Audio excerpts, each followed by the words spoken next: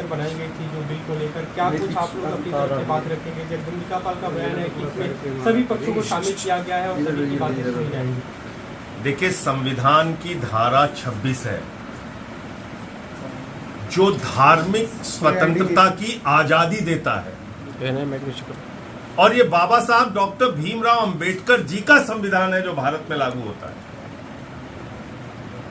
और उस संविधान में लिखा है कि धार्मिक संस्थाओं के प्रबंधन में कोई भी हस्तक्षेप सरकार का नहीं होगा।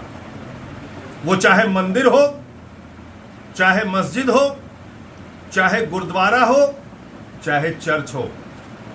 लेकिन ये जो कोशिश की जा रही है मौजूदा मोदी सरकार के द्वारा, इस कोशिश के पीछे एकमात्र मंशा है जमीनों को कब्जा करके अडानी को देना। ये अपने दोस्त अडानी को जमीनें देने के लिए ये बिल लाया जा रहा है। इस बिल के पीछे मकसद है एकमात्र, अपने दोस्तों को पूरे देश में जमीनें वक्फ बोर्ड की कब्जा करो और दो। वक्फ बोर्ड की जमीनें कब्जा हो जाए तो गुरुद्वारे की जमीनें देश भर में कब्जा होंगी और दोस्तों को दी जाएंगी। फिर चर्चों की जमीनें कब्जा होंगी और दोस्तों को दी जाएंगी। फिर मंदिरों की जमीनें कब्जा होंगी और दोस्तों को दी जाएंगी। और ये बात मैं पूरे प्रमाण के साथ कह रहा हूं। रेल की जमीन अपने दोस्तों को दी, सेल की जमीन अपने दोस्तों को दी, भारतीय सेना की 13,000 एकड़ जमीन अयोध्या में अपने दोस्त अडानी को दी।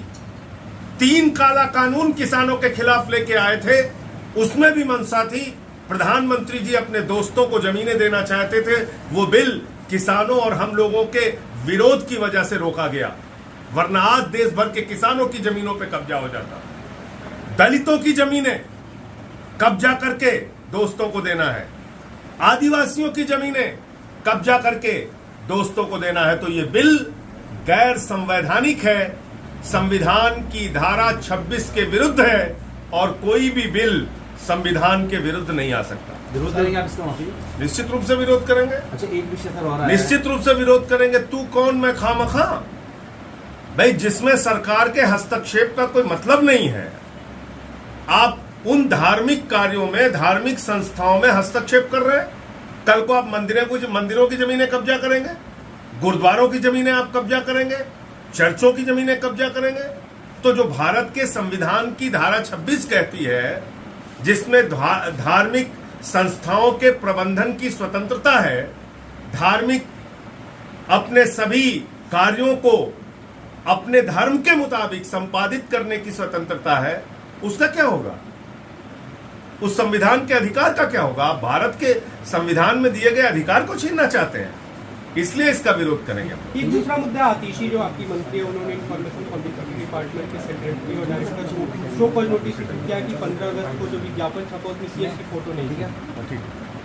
आज की तारीख में दिल्ली के मुख्यमंत्री कौन है? श्री अरविंद केजरीवाल जी। मुख्यमंत्री जी की फोटो क्यों नहीं है? ये प्रश्न पूछना क्या कोई गुनाह है, कोई गलती है क्या? तो ठीक किया आतिशी जी ने। आपके खिलाफ नॉन अवेलेबल वारंट जारी किया गया था, आप हाई कोर्ट में भी गए हैं। वो हाई कोर्ट से उस पे सरेंडर करने से स्टे दिया है और आज मामले की सुनवाई। तो डॉक्टर्स वाला जो मामला चल रहा है, आज डॉक्टर्स फिर आके लगाकर बैठे हैं कि सुप्रीम कोर्ट से कुछ और बड़ी राहत उन्हें दी। डॉक्टर देखिए, देश भर में डॉक्टरों की सुरक्षा के लिए एक मजबूत कानून बनना चाहिए। नंबर 1, कोलकाता की घटना सीबीआई के पास है। वो घटना देश को शर्मसार करने वाली घटना है।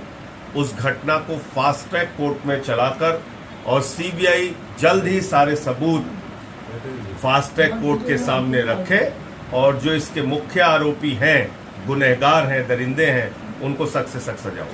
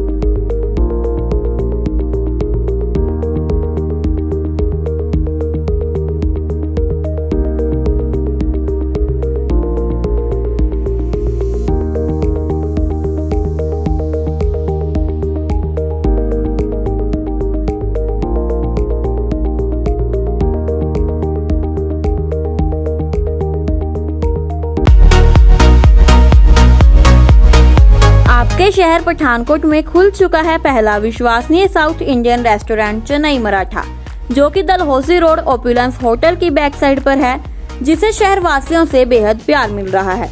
यहाँ पर सारा खाना शुद्ध शाकाहारी और अत्यंत स्वादिष्ट है। यहाँ की सर्विस बेहद अच्छी है। चेन्नई मराठा रेस्टोरेंट में बच्चों से लेकर बुजुर्गों तक के स्वाद अनुसार व्यंजन उपलब्ध है। यहाँ पर बर्थडे पार्टी और किट्टी पार्टी भी की जाती है। आप सभी से निवेदन है कि आप सभी भी एक बार अपने परिवार के साथ चेन्नई मराठा आएं और यहाँ के बेहद स्वादिष्ट खाने का आनंद लें।